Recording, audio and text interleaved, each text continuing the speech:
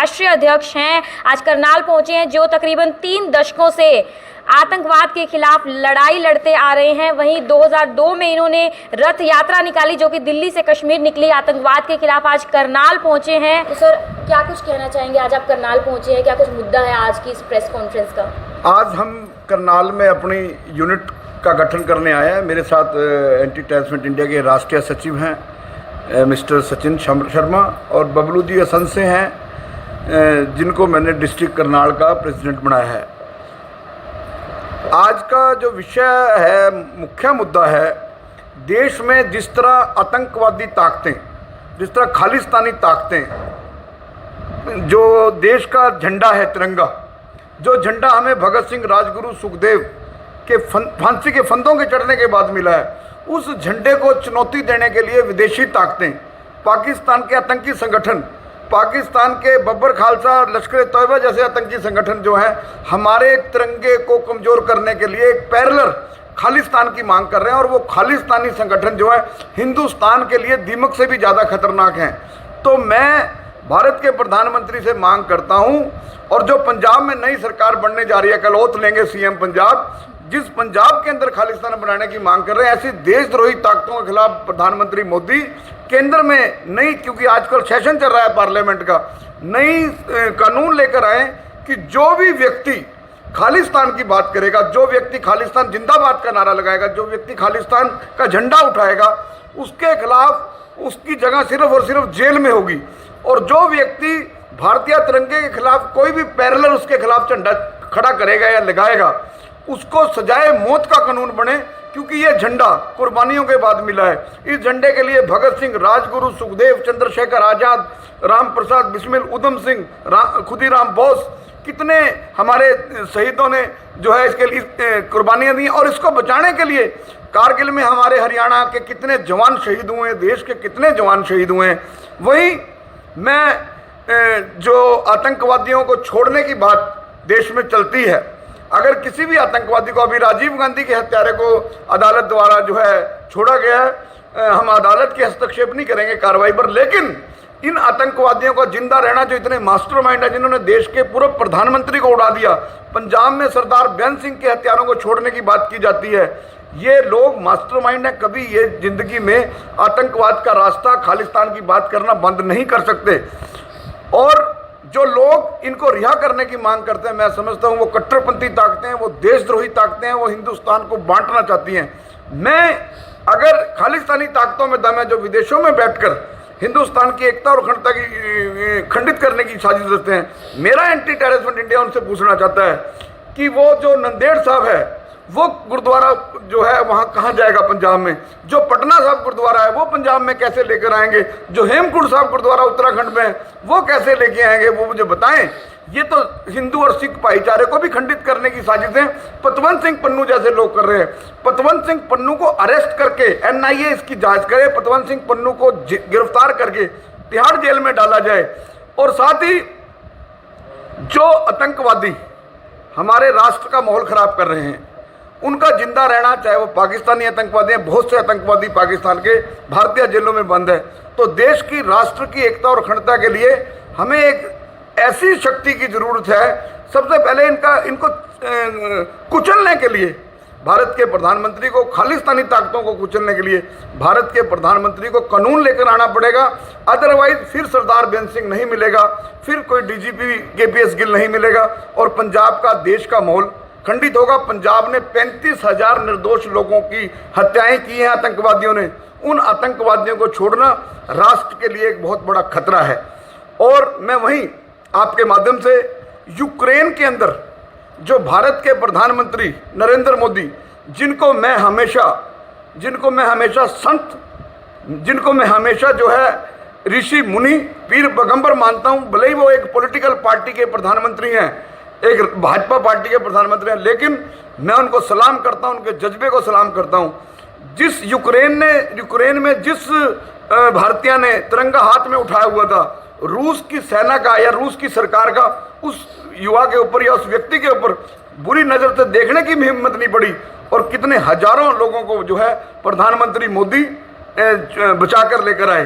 तो मैं समझता हूँ ये एक संत भी हैं सिपाही भी हैं। और मोदी जी एक कानून बनाए, 132 करोड़ जनता के लिए कानून बनाए कि हर व्यक्ति अपने घर के ऊपर भारतीय तिरंगा लहराए और जो उसके तिरंगे के खिलाफ पैरेलल मुहिम खड़ी करे, तिरंगे को चेतावनी दे, उसको देशद्रोही जैसे कानून बनाकर उनको जेल में धकेला जाए।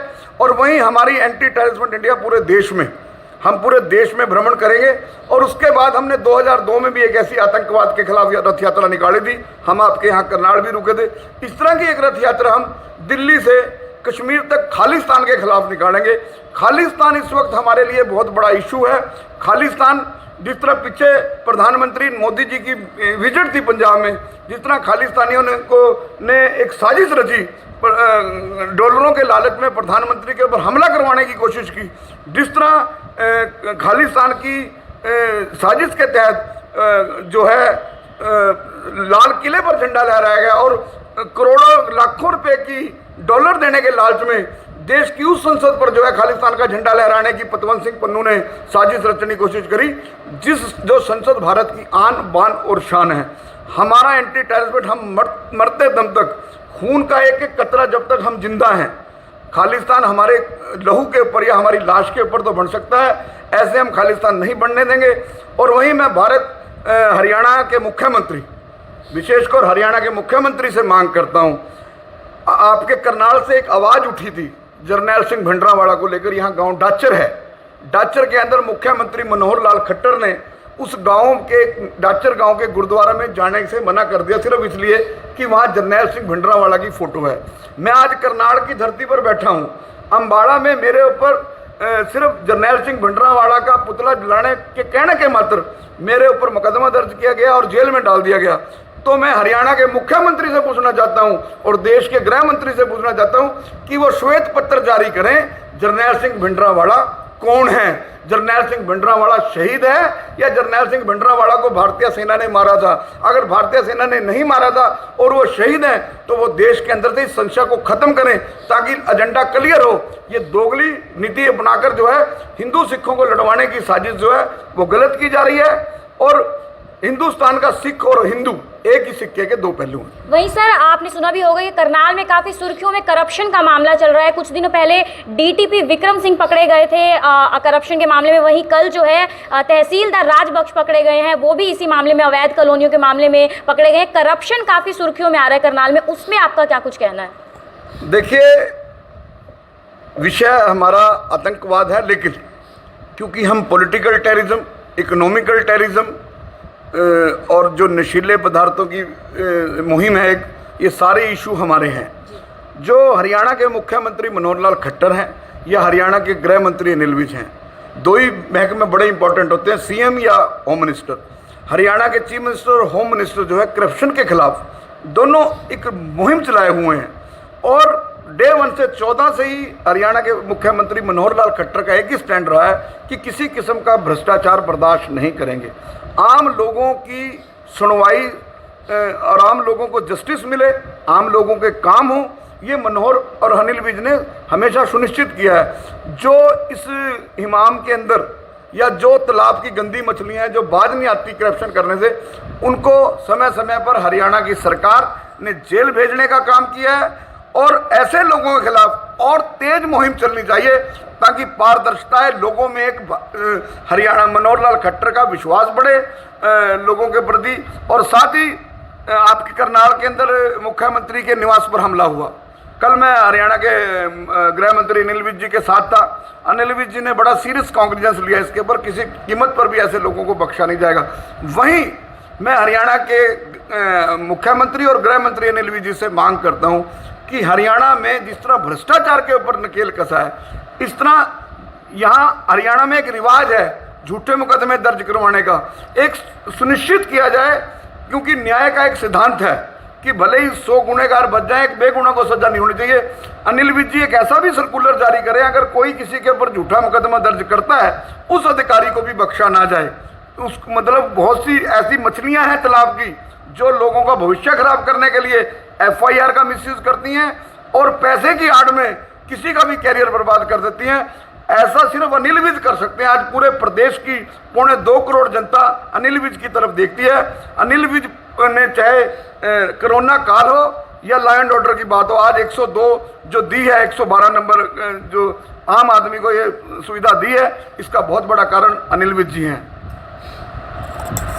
तो आज यहाँ पर पहुंचे वीरेश शांडिल्य जी, उन्होंने अपनी बात रखी कि खालिस्तान को लेकर आतंकवाद जिस तरह से फैलता जा रहा है उस पर बातचीत की। वहीं आप लोगों को पता है कि करनाल में जिस तरह से करप्शन फैलता हुआ नजर आ रहा है, डीटीपी पकड़े गए और उसके बाद तहसीलदार पकड़े गए, उस मुद्दे पर भी बात उठाई। वहीं साथ ही साथ जो सीएम आवास पर हमला हुआ था उस चीज पर भी आवाज उठाई, जो कि वीरेश शांडिल्य जो कि एंटी टेररिस्ट फ्रंट इंडिया के राष्ट्रीय अध्यक्ष हैं, फिलहाल करनाल में पहुंचे और इस मुद्दों को सामने लाया, देश के सामने लाया, और इन चीजों को सामने लाना बहुत ज्यादा जरूरी है। तो आप लोगों से अपील रहेगी कि वीडियो को ज्यादा से ज्यादा शेयर करें।